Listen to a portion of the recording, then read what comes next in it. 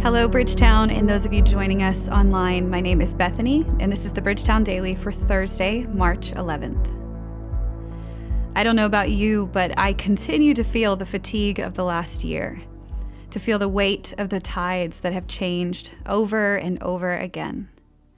And while we're well into 2021, it seems that change continues to be the name of the game.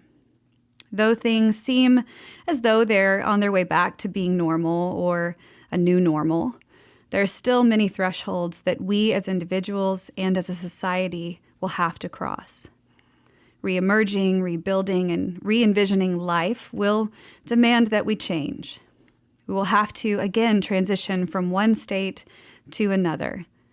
And that, particularly for those of us who feel fatigued from it all, won't be an easy task. All of us are impacted by change in every season of our lives. And while for the most part, we can't control what is happening around us, in us, or to us, we can control our response to it. We can choose to enter into spaces of change with hands that are open to all that God has, even in the mystery. I'm not sure where change and transition are intersecting your life today, or what circumstances you find yourself in. But wherever you find yourself, I wanted to take the next few minutes just to bless you, to offer an excerpt and blessing written by one of my favorite philosophers and poets, John O'Donohue. This reading has served me well over the last year, and it is one that I never tire of hearing or reciting to myself, especially as I navigate great places of change. My hope is that as you hear the beauty of these words, that they would unlock in you greater peace and vision for all that lies ahead, and that it would in some ways prepare you and even steady your heart through the varying winds of change that lie around you today. John writes this: "Within the grip of winter, it is almost impossible to imagine the spring. The gray, perished landscape is shorn of color. Only bleakness meets the eye. Everything seems severe and edged. Winter is the oldest season. It has some quality of the absolute. Yet beneath the surface of winter, the miracle of spring is already in preparation. The cold is relenting. Seeds are wakening up. Colors are beginning to imagine how they will return. Then, somewhere, one bud opens, and the symphony of renewal is no longer reversible.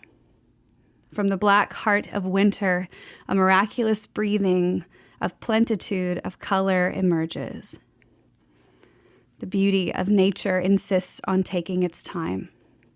Everything is prepared. Nothing is rushed.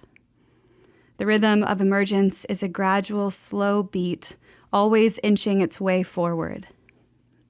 Change remains faithful to itself until the new unfolds in the full confidence of true arrival. Because nothing is abrupt, the beginning of spring nearly always catches us unaware. And it is there before we see it. And then we can look nowhere without seeing it. Change arrives in nature when time has ripened. There are no jagged transitions or crude discontinues. This account for the sureness with which one season succeeds another. It is as though they were moving forward in a rhythm set from within a continuum. To change is one of the great dreams of the heart. To change the limitations, the sameness, or the pain. So often we look back on patterns of behavior, the kind of decisions we make repeatedly that have failed to serve us well, and we aim for a new and more successful path or way of living. But change is difficult for us.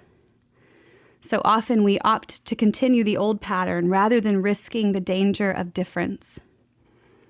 We are also often surprised by change that seems to arrive out of nowhere. We find ourselves crossing some new threshold we had never anticipated. like spring secretly at work within the heart of winter. Below the surface of our lives, huge changes are in fermentation. We never suspect a thing. And then, when the grip of some long-enduring winter mentality begins to loosen, we find ourselves vulnerable to a flourish of possibility, and we are suddenly negotiating the challenge of a threshold. At any time, you can ask yourself, at which threshold am I now standing? At this time in my life, what am I leaving? Where am I about to enter? What is preventing me from crossing my next threshold? What gift would enable me to do it? A threshold is not simply a boundary. It is a frontier that divides two different territories, rhythms and atmospheres. Indeed, it is a lovely testimony to the fullness and integrity of an experience or a stage of life that it intensifies toward the end into a real frontier that cannot be crossed without the heart being passionately engaged and woken up. In thresholds, a great complexity of emotions come alive. Confusion, fear, excitement, sadness, and hope.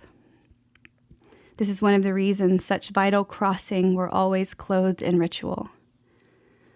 It is wise in your own life to be able to recognize and acknowledge the key thresholds, to take your time, to feel all the varieties of presence that occur there, to listen inward with complete attention until you hear the inner voice calling you forward.